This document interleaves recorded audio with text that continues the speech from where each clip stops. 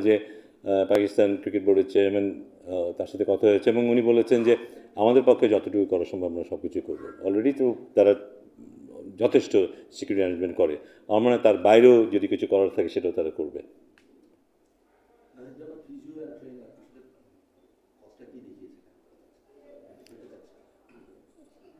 না, রিসেন্টলি যে ঘটনা ঘটেছে ভারত পাকিস্তানের মধ্যে কিছুটা অস্থিরতা থাকতে পারে, সেটাই হয়তো তাদের বিবেচনায় আছে এবং সেটাকে নাহিদ রানের কথা তো বললাম, নাহিদ রানা যেহেতু রিসেন্টলি ওখানে ছিল, স্বাভাবিক ওর অনেক কিছু মুখোমুখি হতে হয়েছে, তো সেটাই হয়তো তাকে এই সিদ্ধান্ত নিতে সাহায্য করেছে।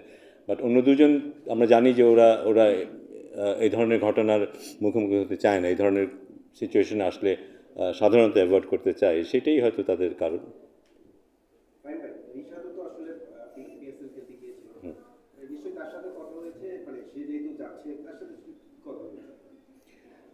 না, রিশাদও কিন্তু ভাবেনি যে তা নয়, তবে আমার ধারণা যে গ্র্যাজুয়ালি আস্তে আস্তে সবাই বোধহয় একটু স্বাভাবিক হতে পেরেছে, নিজেদের মধ্যে আলাপ করেছে, আমাদের হেড কোচ নিজে যাচ্ছে, সব কিছুই হয়তো অন্যদেরকেও মোটিভেট করেছে একটু অন্যভাবে চিন্তা করতে এবং নিজেদের মত বদলাতে এবং শেষে দলের সাথে যেতে।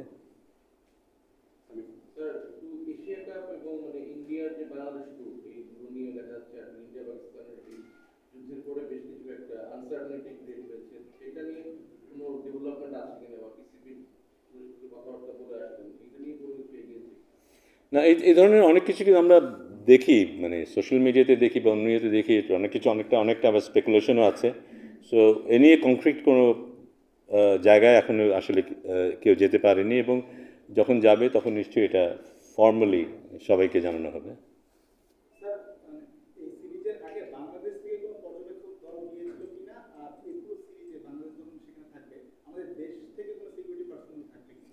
আমাদের দেশ থেকে সিকিউরিটি পার্সোনাল যাবেন ওখানে, একটা group of people will go, তারা দলের সাথে থাকবে আলাদাভাবে সিকিউরিটি দেখার জন্য, এই ব্যাপারটা নিশ্চিত করা হয়েছে অলরেডি।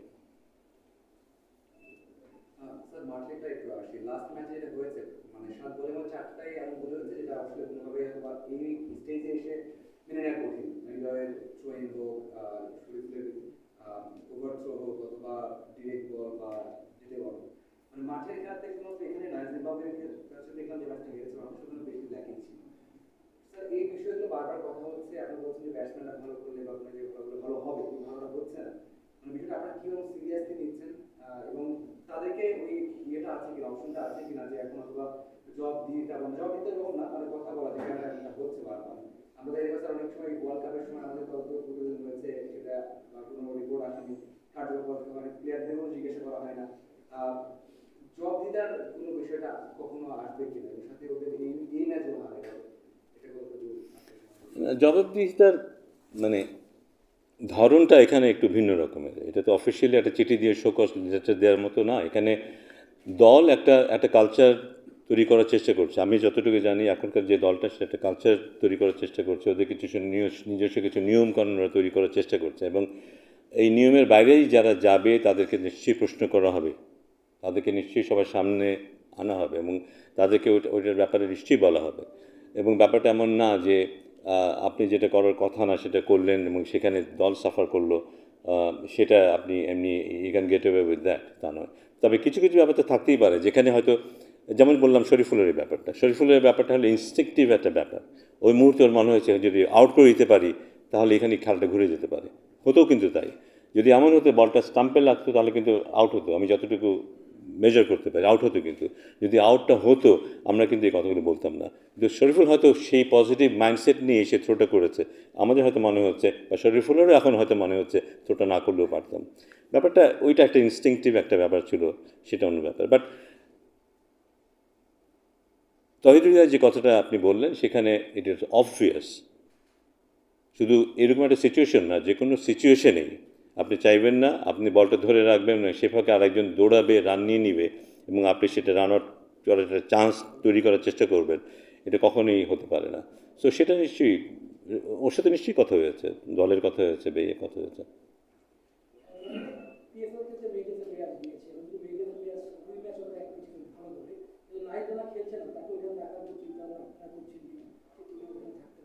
এটা বলার কোনো সুযোগ নেই, এখানে এ নিয়ে কোনো আলোচনা করার সুযোগ নাই, অ্যাটলিস্ট আমার দিক থেকে আমি এটা বলতে পারি না। স্যার, পাকিস্তানের স্কোয়াডে ভালো একজন রিচার্ড আর শাহিদ আফ্রিদি নাই, সেক্ষেত্রে বাংলাদেশের সম্ভাবনা কতটুকু দেখছে? ওরা নাই দেখে,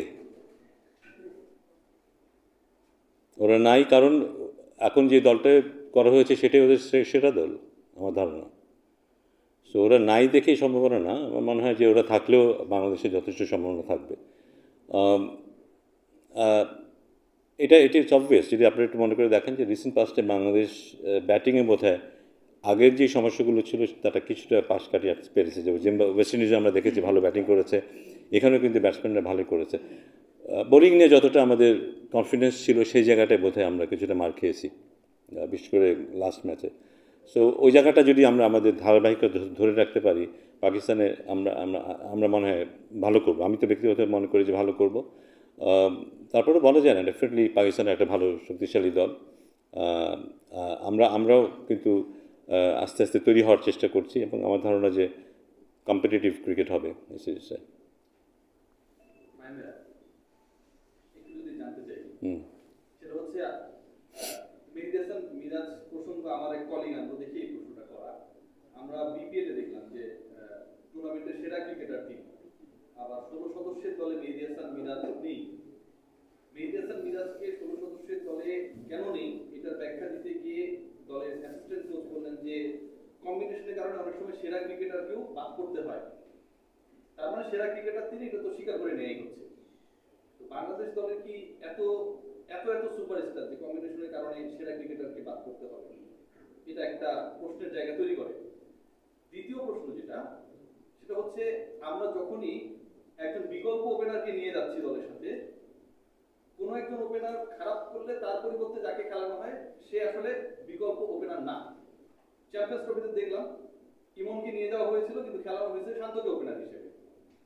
গত ম্যাচে আমরা একজন ওপেনারকে বাদ দিয়েছি কিন্তু আমরা দলে ঢুকেছি শান্তকে। লিটন কুমার দাস এরকম একটা প্রেস কনফারেন্সে বলা হয়েছে নাম্বার 3 তে ব্যাট করবে, তিনি হয়ে গেলেন ওপেনার। এই ঘটনাগুলো কেন ঘটছে? যারা দল নির্বাচন করছে তারা সৎ আমি জানি, কিন্তু তারা কি এটা প্রপারলি করতে পারছে? এটা প্রথম প্রশ্ন আমার। আর মেহেদী হাসান মিরাজ কেন নেই টুর্নামেন্টের সেরা ক্রিকেটার হওয়ার পর? প্রশ্নগুলি সব সিলেকশন সংক্রান্ত এবং সিলেকশনে ক্রিকেট অফিসের চেয়ার না সিলেকশন সংক্রান্ত এবং যেহেতু সিলেকশন করাটা আমার দায়িত্ব না, সেই জন্য আমি ঠিক ওইভাবে উত্তর দিতে পারবো না। বাট আমার ব্যক্তিগত ধ্যান ধারণা থেকে আমি বলতে পারি, সেরা খেলোয়াড় বলতে সেরা খেলোয়াড় ছিল বিপিএলের বোধ হয়। হ্যাঁ, টি-20 ফর্মেটের সেরা খেলোয়াড় ছিল বিপিএলের, সেটা এক জিনিস। এখানে সেরা খেলোয়াড় কিনা এটা আমি জানি না। টু বি ভেরি অনেস্ট,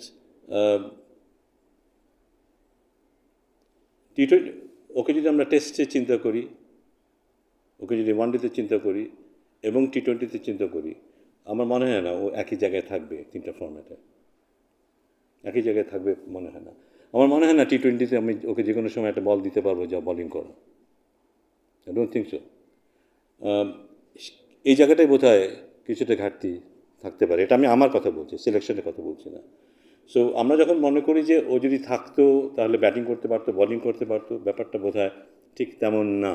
ব্যক্তিগতভাবে আমি মনে করি টি-20তে এফেক্টিভ প্লেয়ার হওয়ার জন্য ওর বোলিংটাকে আরেকটু ইমপ্রুভ করতে হবে, তাহলে হি becomes an asset for the team.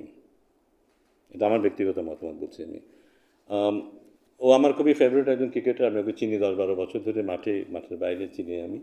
এবং আমার ধারণা যে ওর মধ্যে যেই জেদ আছে বা ইয়ে আছে, আমরা হয়তো ভবিষ্যতে ওকে দেখবো, টি-20 ফর্মেটে দেখবো এবং আমাদের ওরকম একটা খেলোয়াড় দরকার। ওর ব্যাটিং নিয়ে আমি খুব বেশি চিন্তিত না, কিন্তু ওর বোলিংটার দরকার। ওর বোলিংটা একটু বেটার হলে বোধহয় ও বাংলাদেশ দলের জন্য একটা বড় অ্যাসেট হতে পারবে। আরেকটা ব্যাপার, সেটা হচ্ছে যে বাংলাদেশ দল খুব শর্ট টাইমের মধ্যে দুটা অনেকটা বলবো যে এমব্রেসিং ডিফিটের শিকার হয়েছে, একটা জিম্বাবুয়ের সাথে আর একটা হচ্ছে ইউএর সাথে।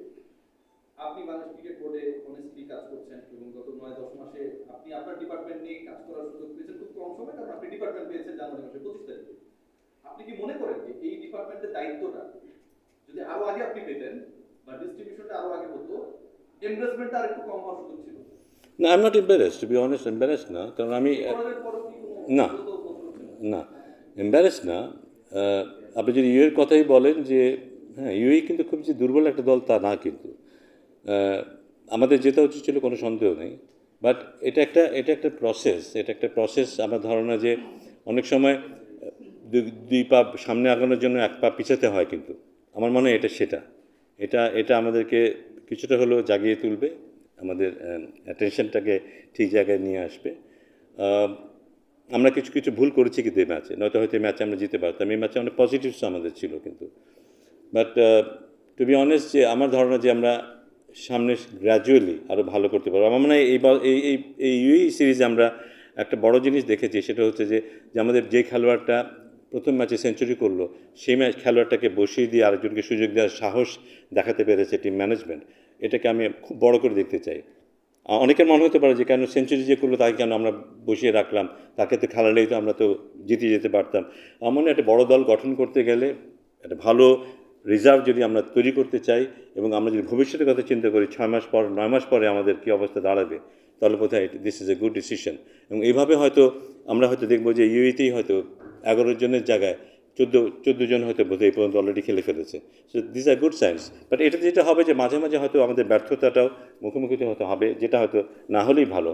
বাট আমি আশা করি যে এই প্রসেসের মধ্যে দিয়ে দলটা আরও ভালো করবে, আরও সাহসী হবে, আরও খেলাটা বুঝতে পারবে, এবং ইভেনচুয়ালি আমাদের যেটা লক্ষ্য আগামী টি-20 বিশ্বকাপে ভালো করা, সেদিকে বোধহয় আমরা ভালো করতে পারবো ব্যক্তিগতভাবে আমি বিশ্বাস করি। কিন্তু এখন আমি সে নিয়ে কত মন্তব্য করতে চাই না, কারণ একটা দল যখন হারে, ইউই দলের মতো দলের সাথে হারে, দলকে নিয়ে সবাই শঙ্কিত হবে, কিছুটা অস্বস্তিতে ভুগবে, এটা খুবই স্বাভাবিক। তো সেটাকে আমি মনে করি না সেটা খুব আনফেয়ার। কেউ যদি মনে করে যে মানুষদের ভালো খেলছে না, এদের ভবিষ্যৎ নিয়ে চিন্তিত কেউ যদি হয়, সেটাকে আমি কখনোই অমূলক বলবো না। বাট আমি ব্যক্তিগতভাবে বিশ্বাস করি দিস ইজ এ প্রসেস। এবং টিম ম্যানেজমেন্টের আমি দেখেছি, কোচিং স্টাফের মধ্যে যেই সততা দেখেছি এবং ওদের মধ্যে যেই উদ্যম দেখেছি, যে উদ্যোগ দেখেছি, আমি বিশ্বাস করি ওইটা আস্তে আস্তে খেলোয়াড়দের মধ্যে সংক্রামিত হবে, আমি বিশ্বাস করি। এবং সেটা আমাদের দলকে আরও শক্তিশালী করবে এবং ভবিষ্যতে আমরা ভালো করব।